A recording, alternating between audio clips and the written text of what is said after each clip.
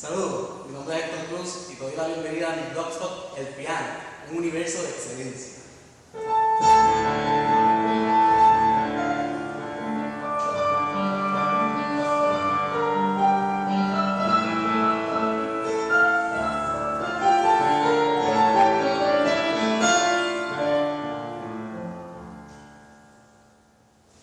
El piano es uno de los instrumentos más preciosos y hermosos del mundo, pero para aprender a tocarlo debemos conocer su historia.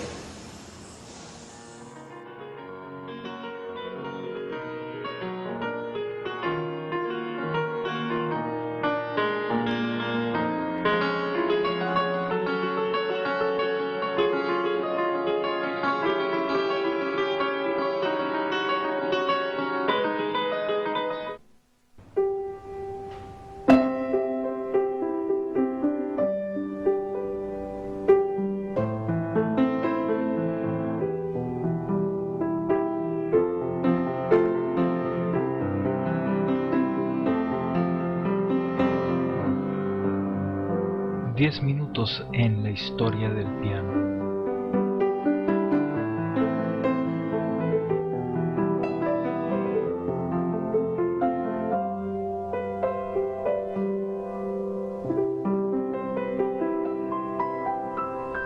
Para conocer el origen del piano debemos tomar en cuenta a otros instrumentos más antiguos que pudieron ser parte de su evolución. Entre ellos está la cítara, creada durante la Edad del Bronce hace unos 3000 años antes de Cristo, en África y el sudeste de Asia. Consistía en un conjunto de cuerdas dispuestas a cierta altura sobre una pequeña tabla, que eran puestas a vibrar mediante las uñas de los dedos o algún otro elemento punzante. Otro instrumento fue el monocordio, cuya construcción se basaba en la colocación de una sola cuerda considerablemente larga vibrando sobre una caja de resonancia construida de madera. De allí su nombre, mono, una, cordio, cuerda. Posteriormente se le agregaron más. Sobre este instrumento fue que Pitágoras, el famoso filósofo griego, realizó sus estudios sobre las relaciones entre los intervalos musicales. El siguiente paso evolutivo lo constituyó el salterio, tomando como base la cítara, pero con una forma trapezoidal en función de las distintas longitudes de sus cuerdas. Poseía una rudimentaria tabla armónica y pequeños puentes tonales, tocándose también con las uñas u otros objetos. Con los mismos principios de construcción del salterio encontramos al dulcemelo o dulcimer y a sus derivados, que estaban ideados para que sus cuerdas fueran percutidas.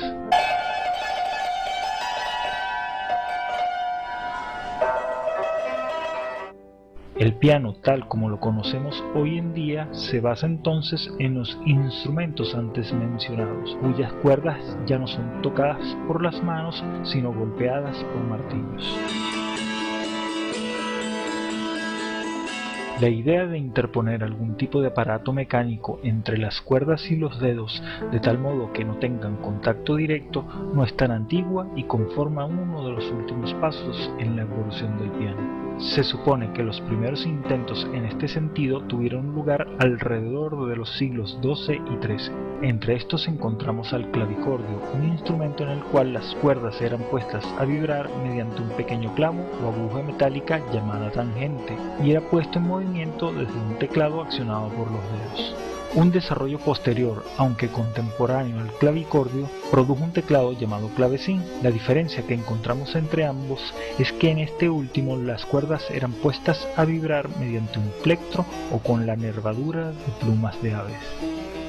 Alrededor del año 1695, un italiano llamado Bartolomeo Cristofori comenzó a construir un instrumento similar a los anteriores, pero incluía en el diseño de su mecanismo un concepto revolucionario en relación a los antecesores.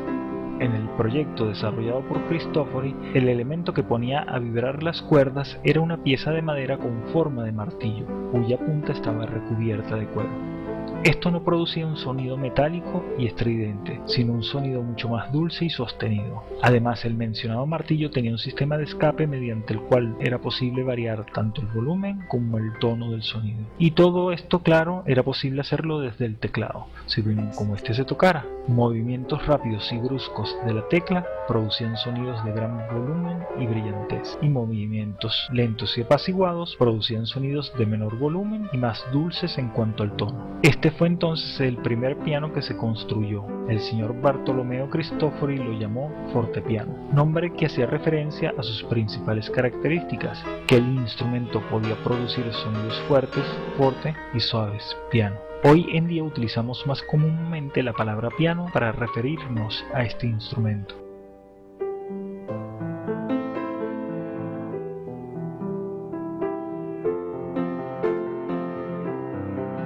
Se han optimizado materiales para lograr una mejor calidad de sonido, se han aumentado paulatinamente el número de notas para ampliar su capacidad musical y se ha mejorado el diseño, pero el concepto fundamental del fortepiano permanece siendo el mismo.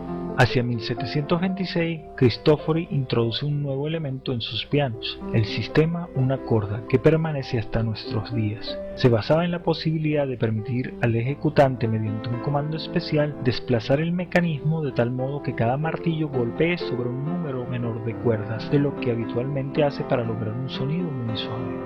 Las primeras composiciones específicas para piano hacen su aparición en 1732. Son las famosas 12 sonatas para piano de Justin.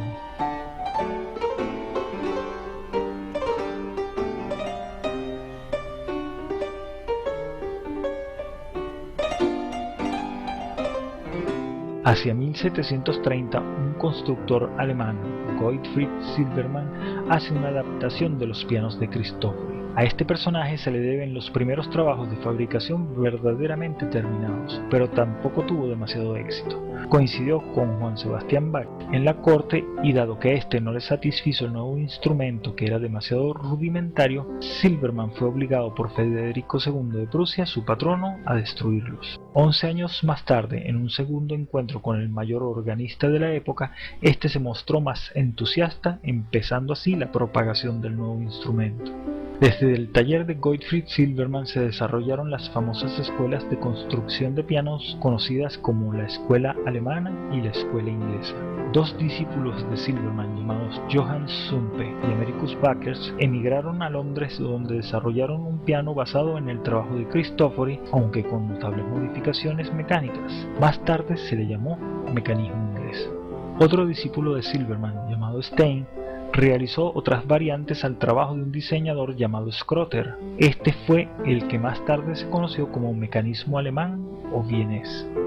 Entre los años 1760 y 1830 hubo una gran expansión en la construcción de pianos. En 1762 se produce el primer concierto de piano en toda la historia realizado por Henry Walsh en Dublín. El piano cuadrado, una variante especial del piano de cola, hace su debut en 1776 por construcción de Sebastián Erard, un diseñador de teclados francés de origen alemán. En 1773 se publican las famosas sonatas para piano de Muzio Clementi, que intentan utilizar al máximo los recursos del piano.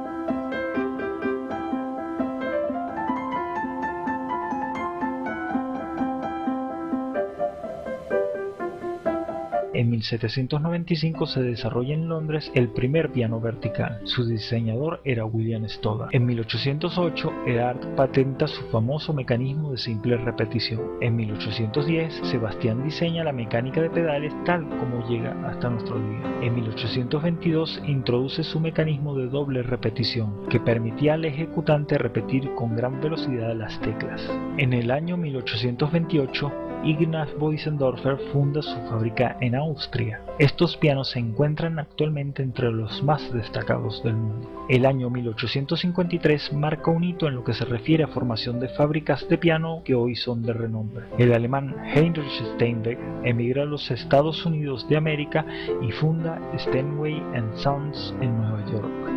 Julius Bleutner funda su fábrica en Leipzig y Carl Bechstein hace lo suyo en Berlín. Estas fábricas realizan grandes avances en la fabricación de pianos. A partir del año 1880 ya se puede hablar del piano moderno. Si bien encontramos desarrollos posteriores de diseño, estos no han sido revolucionarios.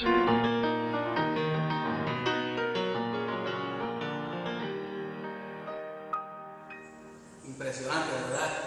Te invito a que te quedes conmigo en este Blogstop y juntos vamos a descubrir por qué el piano es un universo de excelencia.